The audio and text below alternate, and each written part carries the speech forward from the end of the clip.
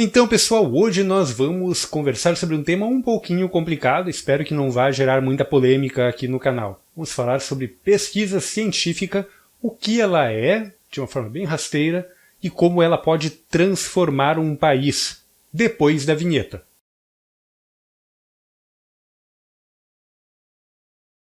Então, pessoal, hoje vai ser basicamente um bate-papo sobre pesquisa científica. O que é pesquisa científica? Para que ela serve? O que ela pode melhorar nas nossas vidas?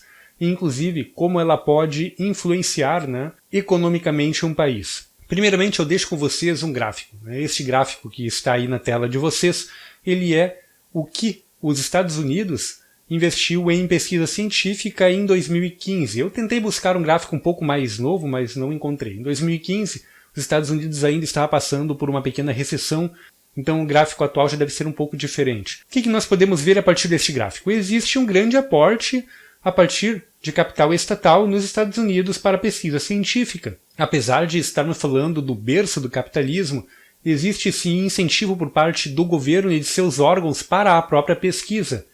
Fato este que faz com que nós tenhamos diversos produtos que provieram de pesquisa aplicada a partir da DARPA, inclusive da NASA. O forno de micro-ondas que você tem em casa, que utiliza para esquentar o seu café todas as manhãs, ele provém de pesquisa estatal, mais precisamente foi desenvolvido na NASA para esquentar alimentos dentro da estação espacial. Podemos ainda salientar a tela touch que você utiliza no seu smartphone hoje, que foi desenvolvida pela DARPA. Também não devemos esquecer, pessoal, que a própria internet ela provém de pesquisa científica com verba estatal. Então, dito isto, nós também temos aqui outro contraste em relação a este gráfico e que é muito importante ser salientado. Observem que nós temos também um grande aporte por parte de empresas privadas para o capital de pesquisa. Lhes deixo também este outro gráfico que demonstra qual é a fatia de capital investido por cada uma das grandes empresas em pesquisa científica aplicada. Só que é de grande importância a gente salientar e deixar algumas coisas aqui um pouco mais claras. A pesquisa científica ela pode ser separada, basicamente, de forma bem rasteira, em dois tipos. A pesquisa de base, que é aquela pesquisa que vai levar aí mais uns 20 anos, 15, 20 anos para servir a algum propósito mais direto. E a segunda, que é a pesquisa aplicada, que é aquela pesquisa que vai se utilizar de materiais, de técnicas e de teorias que já foram comprovadas para gerar algum produto, para desenvolver uma nova tecnologia. Aí que nós podemos citar como alguns exemplos, o grafeno. O grafeno iniciou como uma pesquisa de base, muito provavelmente com capital estatal, e posteriormente, conforme essas pesquisas foram evoluindo e demonstrando as capacidades para este material, começaram a surgir outras ideias, outras tecnologias, como o compósito de carbono, que hoje é utilizado na aviação e em diversas outras estruturas que necessitam de alta rigidez aliado à leveza. Bom, mas aonde você está querendo chegar, Josias? Bom, a pesquisa científica, ela move a economia de um país. Nós podemos perceber isto ao analisar os investimentos das maiores economias do mundo. Estados Unidos possui um dos maiores percentuais de investimento em pesquisa científica do mundo, seguido por outros países como Canadá, Alemanha, Japão, China e Israel. Todos estes países efetuam investimentos maciços em pesquisa científica. E aqui não estou falando de investimento privado, estou falando realmente de investimento estatal. Por que acontece isso? Por que esses países gastam o dinheiro do contribuinte, o meu dinheiro, no nosso caso do Brasil, para pesquisa científica? Bom, a resposta está aqui na minha frente. Esse telefone celular que eu estou utilizando para efetuar essa gravação para vocês, ele tem diversas tecnologias que partiram de uma pesquisa de base efetuada dentro de uma universidade com capital estatal. Até que essas pesquisas atinjam uma maturidade e elas atinjam um interesse de mercado, leva algum tempo. Afinal de contas, a maioria das indústrias não tem dinheiro sobrando para investir em todas as ideias que os seus engenheiros ou seus pesquisadores têm para ver se isto vai realmente dar em alguma coisa. Para que nós possamos entender esta prática, precisamos primeiramente falar rapidamente o que é a pesquisa científica. Bom, a pesquisa científica pode ser resumida de uma forma bem simples. Eu estou observando um fenômeno. Ao juntar dois elementos acontece A. Assim, observando o A, observando o fenômeno, eu vou formular hipóteses. Então eu formulo hipóteses. Hipótese B, hipótese C. Se B e C, então A. Ok. Então formulei a minha hipótese, né? Eu posso ter gerado uma equação, posso ter gerado uma fórmula química. Formulei a minha hipótese, né? Minha hipótese em relação a A. Bom, agora eu preciso testar a minha hipótese. Eu vou utilizar o que nós chamamos de um método científico para falsear as minhas hipóteses. E vou desenvolver uma técnica, uma metodologia que eu possa testar para averiguar se realmente B e C vão gerar A, né? Se, por exemplo, eu juntar farinha com água, vai gerar eletricidade. Farinha com água gera eletricidade? Nós sabemos que não. Mas, se eu formulei essa hipótese, eu preciso testá-la. Preciso verificar se água com farinha gera eletricidade. Como é que eu vou fazer isso? Vou pegar água e vou juntar com farinha. É isso? Não, não é apenas isto. Eu vou juntar água com farinha, mas a minha solução ela vai ter que ser separada em diversas etapas, né? Com quantos miligramas de farinha em relação à água eu conseguiria gerar eletricidade? Eu não sei. A minha hipótese é que juntar farinha com água gera eletricidade. Então eu preciso realizar vários testes iterativos para descartar, né, qualquer possibilidade de erro metodológico e para verificar se realmente juntar farinha com água gera eletricidade. Bom, eu fiz vários testes, diversos testes com diversas proporções e dosagens e não gerou energia elétrica. Bom, então farinha com água não gera eletricidade. Agora eu lhes pergunto, e se por um acaso em algum momento tiver gerado eletricidade? Bom, gerou eletricidade num determinado momento com uma proporção de 5% de farinha para 95% de água. Então o que eu vou fazer? Eu vou descrever um artigo com toda a metodologia, com todos os passos, como eu cheguei nesse resultado. Um orientador, uma outra pessoa vai conferir esses resultados, vai verificar se a metodologia adotada foi correta.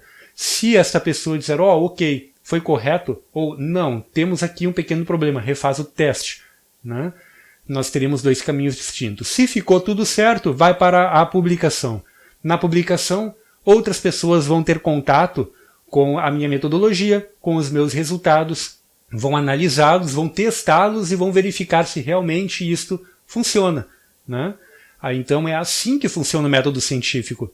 Você tem um fenômeno A, você desenvolve hipóteses, você testa essas hipóteses, se elas realmente convergem para aquele fenômeno A, posteriormente isto é analisado por outra pessoa, finalmente vai para a publicação, onde mais pessoas vão verificar se realmente as suas hipóteses são válidas. Outras pessoas em outros lugares do mundo vão testar isto. E isto é ciência, isto é pesquisa científica. Ok, entendemos isto. Mas agora o que isto tem a ver com gastar o meu dinheiro com pesquisa científica? Bom, a maioria das coisas que nós temos, elas provêm de pesquisa de base. A tela do nosso celular, né, a tela touchscreen do nosso celular, ela é a junção de diversas teorias e de diversas outras pesquisas, né? Nós temos ali uma tela, no caso desse meu telefone aqui, ela é uma tela IPS, uma matriz LCD, que provém de uma outra pesquisa mais antiga, né? Provém de outra pesquisa mais antiga. Alguém criou a tela de cristal líquido, que a partir da tela de cristal líquido alguém melhorou ela e criou a tela LCD. Mas antes ainda da tela de cristal líquido, alguma outra pessoa descobriu que ao passar um campo elétrico a partir de uma determinada solução, ela gera luminescência. E essa pessoa, então, conseguiu criar o primeiro pixel de uma tela de cristal líquido. Aquelas telas verdes, né? Que a gente vê, às vezes, em filmes mais antigos, né? Então, alguém fez isto. E esse alguém fez isso sentado num laboratório, dentro de uma universidade, testando hipóteses, testando ideias, falseando ideias. E muito tempo depois, 20 anos depois, nós temos a tela de cristal líquido. Um cara chamado Maxwell desenvolveu as teorias que hoje nós utilizamos para descrever o eletromagnetismo. Sem esse cara, né, nós não teríamos desenvolvido elementos como o capacitor, nós não teríamos desenvolvido elementos como, por exemplo, a válvula, né, a válvula de vácuo, que foi um dos primeiros componentes eletrônicos digitais do mundo, né? Então nós não teríamos desenvolvido diversas outras tecnologias. E tudo isso é pesquisa de base, pesquisa de base, que alguém, às vezes, há 100 anos atrás, tem a ideia e depois outro pesquisador pega essa ideia e desenvolve em um produto. E assim, cada pesquisador vai se apoderando do conhecimento anterior e vai construindo em cima até que nós chegamos no celular. Ok, mas então, por que eu não posso ter capital privado para fazer isto? Sim, nós temos capital privado para fazer isso e é extremamente importante existir o capital privado, a indústria privada fomentando a pesquisa. Um exemplo é o próprio Estados Unidos. Eles possuem a maior fatia de dinheiro estatal do mundo em pesquisa científica, talvez só não bata a China, né? Mas possuem uma das maiores fatias de capital estatal em pesquisa científica do mundo, mas também possuem uma das maiores fatias de capital privado em pesquisa científica do mundo. Basicamente, o capital estatal ele acaba servindo para a pesquisa de base, com algum uso também em pesquisa aplicada, direcionado à defesa, direcionado ao setor de defesa nacional, e também a capital privado, que chega como um aporte para o desenvolvimento de pesquisa aplicada. Apesar de que existem algumas regras, algumas isenções fiscais para que empresas como a Google, como a IBM, como o Facebook, como o Apple, também realizem pesquisa de base. Então, em torno de 5 a 10% do capital de pesquisa dessas empresas também é aplicado para a pesquisa de base. E isto é extremamente importante, isso é extremamente saudável para que tenhamos uma indústria mais competitiva e para que tenhamos também uma pesquisa científica mais proeminente em um país. Mas e o que isto significa em termos sociais, em termos de sociedade e em termos de geração de recursos para um país? Bom, podemos observar o Vale do Silício, nos Estados Unidos, que é composto por diversas startups que provêm de ideias que são desenvolvidas dentro de laboratórios de universidades. Bom, eu fiz o meu mestrado, recentemente defendi a banca, e recebi a aprovação. A minha pesquisa de mestrado, ela poderia ser transformada em um produto, por exemplo. Este produto poderia se transformar em uma startup que poderia vir a, num futuro próximo, se tornar uma das maiores empresas de tecnologia do país. Nos Estados Unidos isso é muito comum. Muitas empresas que nós vemos chamadas de startups unicórnio, elas surgem a partir de uma ideia que foi fomentada por pesquisa e essa pesquisa, ela se desenvolve, ela cresce, e acaba se tornando uma grande empresa. O próprio Google, a ferramenta de pesquisa do Google, provém de um modelo matemático desenvolvido em pesquisa. E hoje, o que é o Google? Uma das maiores empresas do planeta, que provém de pesquisa científica, que provém de aplicação de pesquisa de base diretamente em algo que na época não existia, que era o desenvolvimento dos buscadores. Então, a pesquisa científica, pessoal, ela é extremamente importante. Nós precisamos cuidar em relação à própria aplicação de recursos e devemos, inclusive, cobrar dos nossos governantes que a pesquisa se mantenha. Mas, principalmente, a gente precisa cobrar uma legislação que permita o aporte da indústria privada dentro da pesquisa.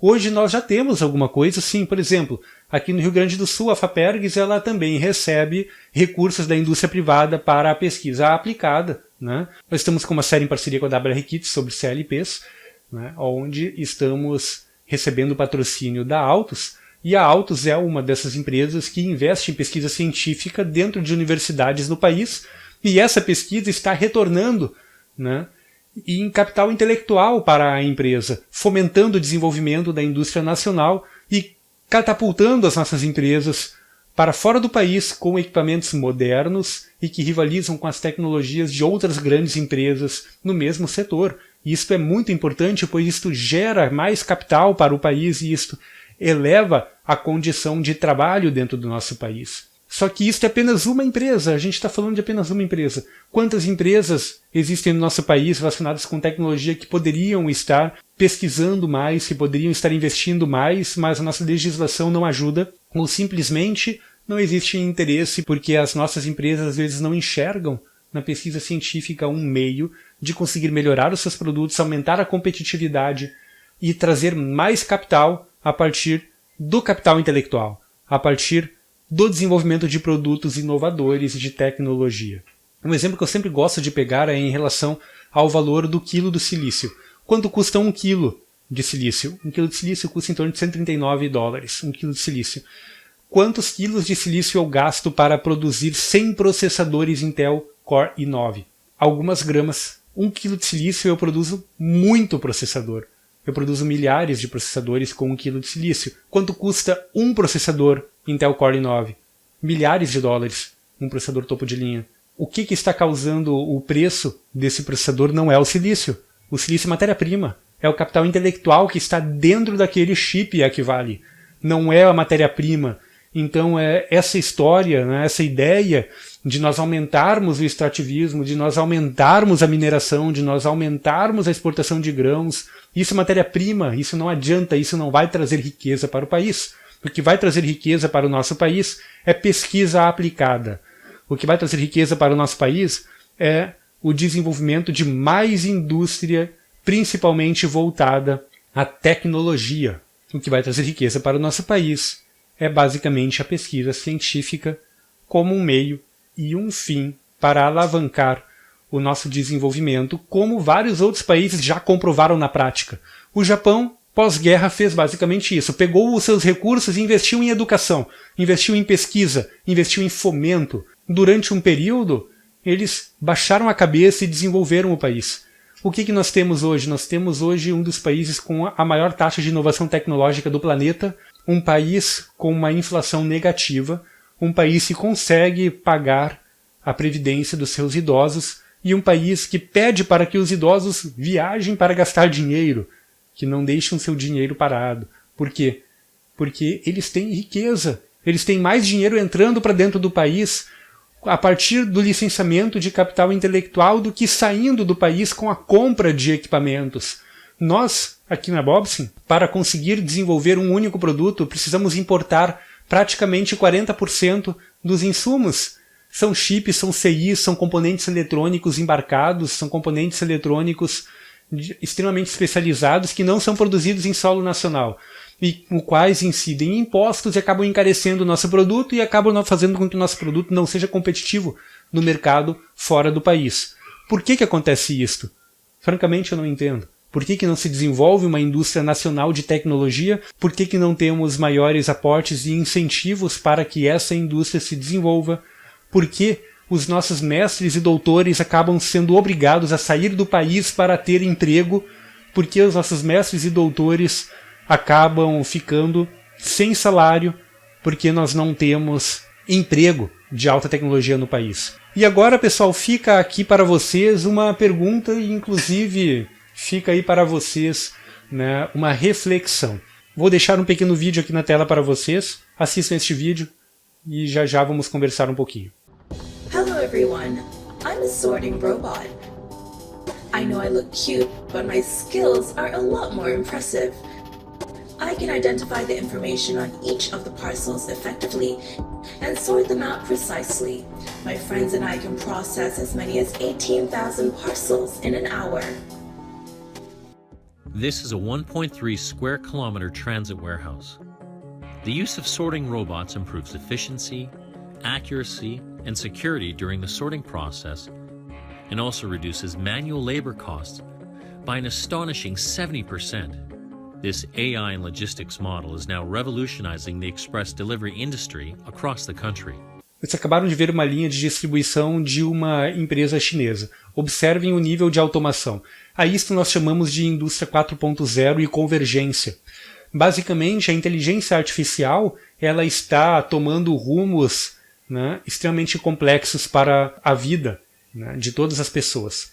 Nós já temos veículos autônomos, né, a Tesla tem desenvolvido em parceria com a Volvo uma tecnologia de direção autônoma que já é praticamente coisa de ficção científica.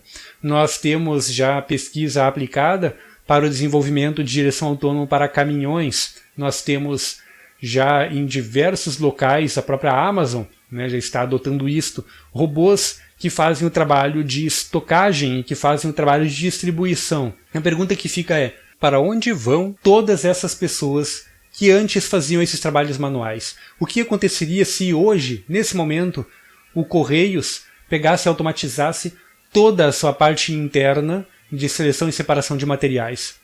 É claro, nós não teríamos mais o extravio de encomendas, né? Isso iria resolver esses problemas, mas em compensação nós teríamos uma grande onda de demissões, uma grande onda de pessoas sem emprego. O que aconteceria se os nossos frigoríficos utilizassem a mesma tecnologia que o Japão já adota para efetuar o corte de carne automatizado? Nós teríamos uma onda de pessoas desempregadas. E isto é um grande problema social que o nosso país não está pensando. O nosso país continua pensando apenas no fornecimento de material primário e esquecendo a tecnologia, que é o que vai salvar o desemprego no futuro, que é o que vai fazer com que nós demos o giro em termos de bem-estar social e de desenvolvimento. Então fica aí uma reflexão para vocês, né? Nós temos diversos problemas no futuro para serem atacados de frente, e isto cabe a nós que trabalhamos com tecnologia, e isto cabe a nós engenheiros e técnicos das áreas de tecnologia, e principalmente exigir dos nossos governantes uma legislação de fomento para a pesquisa científica, exigir de nossos governantes a flexibilização do fomento privado para a pesquisa científica, pois é apenas através do fomento privado que nós teremos a geração de recursos de capital intelectual aplicado e que vai retornar para o país em forma de impostos, em forma de empregos, em forma de postos de trabalho de alto valor agregado. E é somente assim que a gente vai resolver todos os problemas sociais do nosso país. E é somente assim que a gente consegue dar o giro e finalmente, né, resolver os nossos problemas de emprego que nós estamos enfrentando atualmente. Só que infelizmente não se tem olhos para isso, infelizmente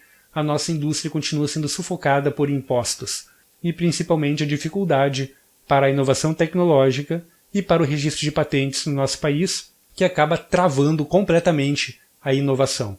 Espero que o vídeo não tenha ficado tão polêmico, né? Espero que nós consigamos manter um bom nível na conversação, principalmente aí nos comentários. Deixem as suas opiniões, vamos conversando e bastante cuidado aí para não se exaltarem, certo, pessoal? A conversa aqui, ela tem um tom mais direcionado à reflexão mesmo e ao que nós devemos esperar e exigir para o nosso país, principalmente, né, em termos de exploração de recursos e principalmente para o recurso de capital intelectual, que é o que hoje em dia vale mais dinheiro.